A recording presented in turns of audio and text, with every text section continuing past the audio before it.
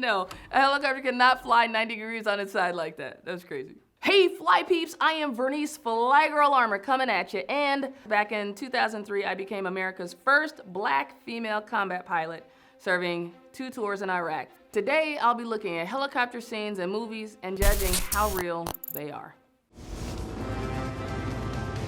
Too much weight! All right, drop them! An attack helicopter, on average, can only handle so much weight. When I was going in combat, sometimes we couldn't even carry the full amount of fuel because we were carrying more rockets and missiles. So the weight of that semi well is beyond the 2,000 to 4,000 payload, let alone the other vehicles that were attached to it. Totally unrealistic.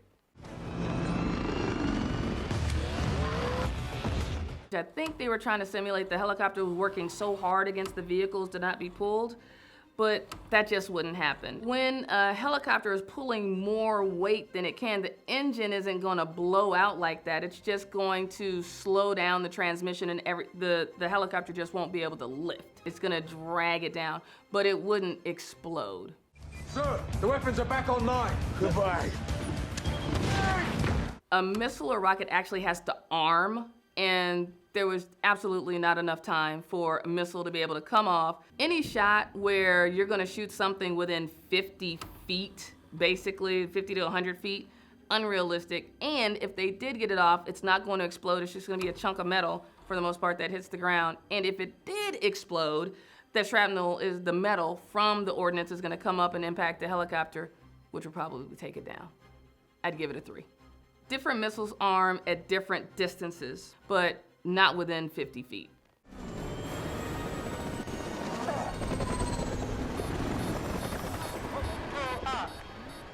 So the descending spiral happens when there's more torque on a certain part of the helicopter. That's why there's the tail rotor. Because if there was only the rotor at the top, the helicopter would spin, so the rotor at the back keeps it from spinning. So that meant something was out of balance. Could he get it back in control? Yes, absolutely.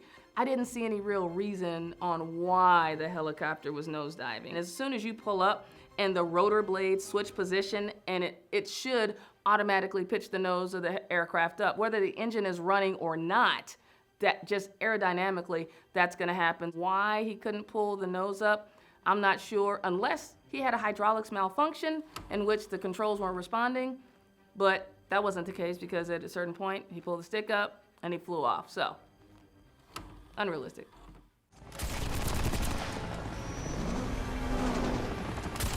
Unless the guy's just a horrible shot, helicopters just don't maneuver super fast. There's no way to get out of bullets like that.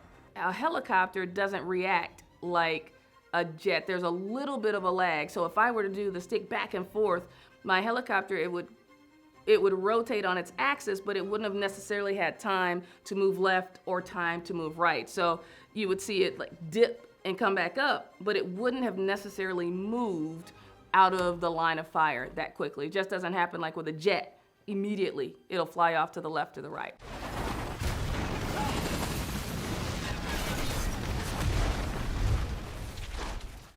Yeah, no one would have survived that. The cabin, the helicopter, the frame would not even be intact by any stretch of the imagination.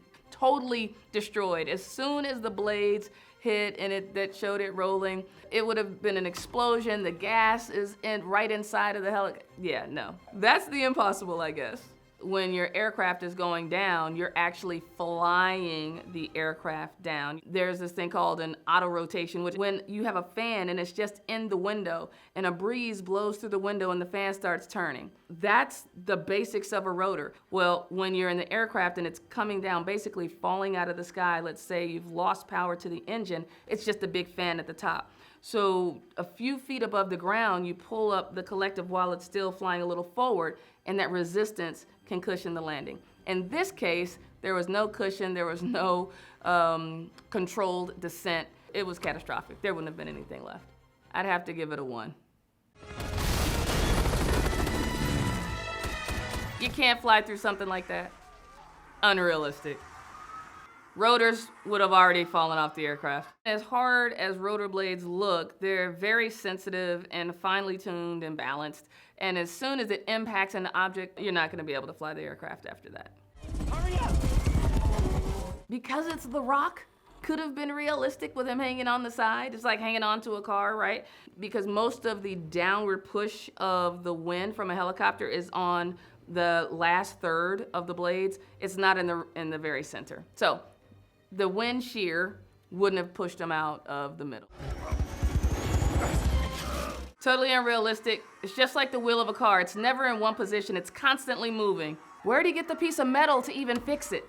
When they showed it in that clip, it was just stable. He's actually able to hold it in the rod, and it's just not gonna be stable like that. No, a helicopter cannot fly 90 degrees on its side like that. That was crazy. I would give it a 1.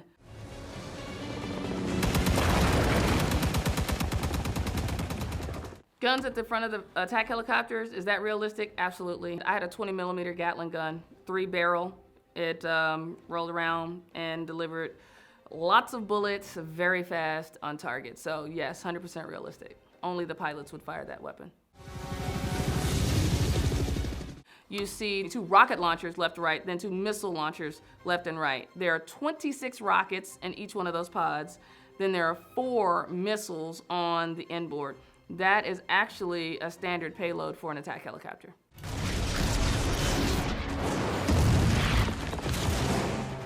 The rockets are called 2.75-inch rockets, so they're about this big around, right? 2.75 inches, and they're pretty long. The rockets are just like bullets. You aim, you shoot, you pull, they go wherever wind shear impacts them. The Hellfire missiles are laser guided, right? So they're guided by a laser to a particular target. A rocket, it impacts a small area. Let's say it's 20 feet, 30 feet. These rockets are basically just, as soon as they hit, they explode, and it's a point target.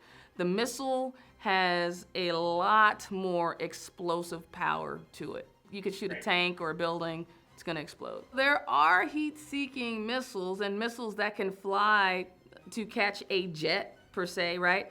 But those aren't the kind of missiles that, number one, were on this aircraft, and number two, helicopters don't normally carry them. And they don't follow humans. And I doubt his jetpack had enough heat coming off, because it probably would have burned up his legs if that were the case.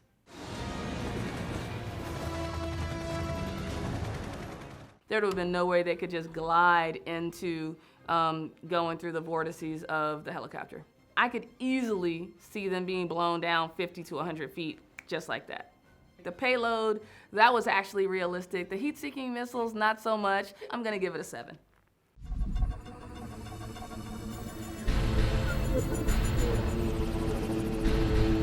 Flying in formation in helicopters is very common. We practice it a lot. We will land together, we'll take off together, and in an environment like this where you have that mission where you're dropping off, say, a flight of soldiers in this case, yeah, that would absolutely happen like that.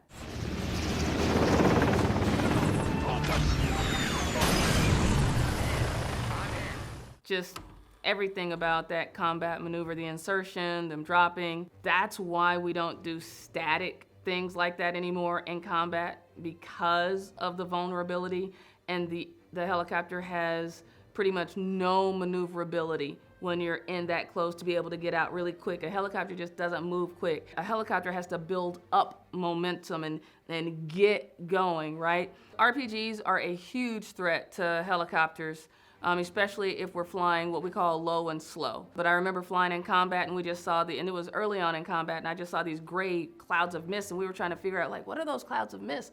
And they were RPGs that had been programmed to explode at 200 and 300 feet. And some of my buddies were impacted by RPGs, huge threat.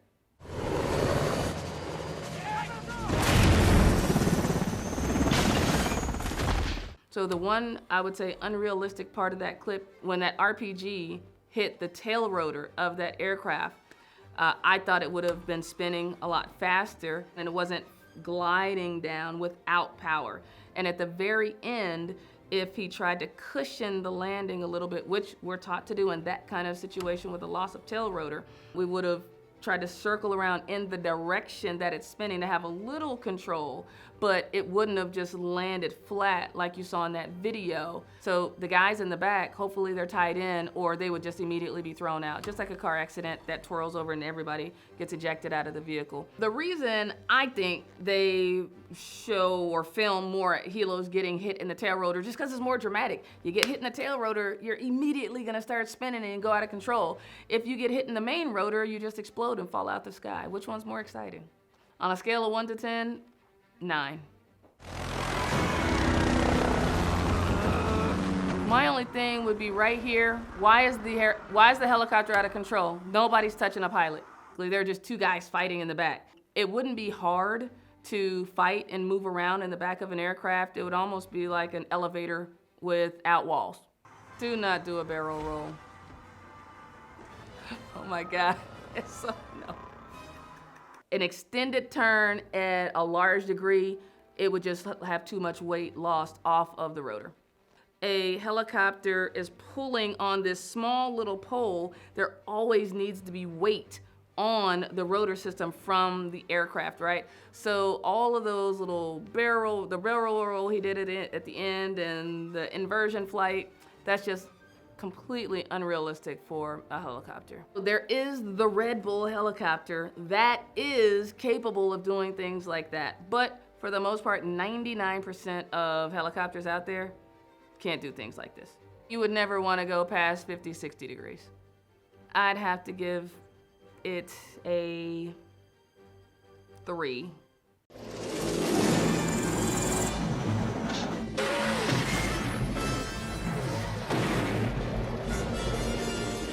Countries have different helicopters, and this was foreign, like definitely had a lot more stability because it had those kind of like semi-wings, right? It could carry a lot more armament with attack helicopters. Here in America, we have the Apache in the Army and the Cobra in the Marine Corps. Very similar. It's like comparing the Mustang to the Camaro, right? There are going to be a lot of similarities, but there are also going to be some differences. What you'll see in attack helicopters is you'll have the tandem, which is pilot, co-pilot, front, back, or you'll have side by side, as in the Blackhawks. And the Apache is actually tandem as well, just like the Cobra.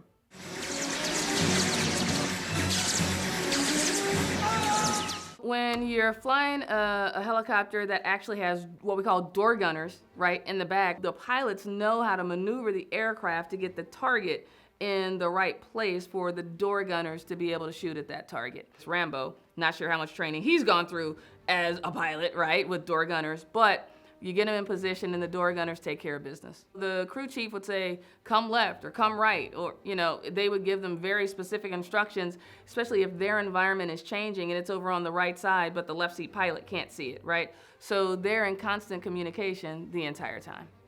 I'll give it a 6. Fire the missile! Come on. We go for it.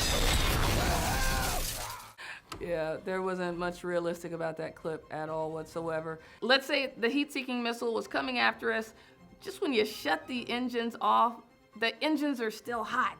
So the heat-seeking missiles would have still found them. There's no situation where I would cut an engine off. The rotors aren't gonna stop turning like that. And just the fact that it was flying through the air, the rotor would never be not turning, even if it didn't have power to it.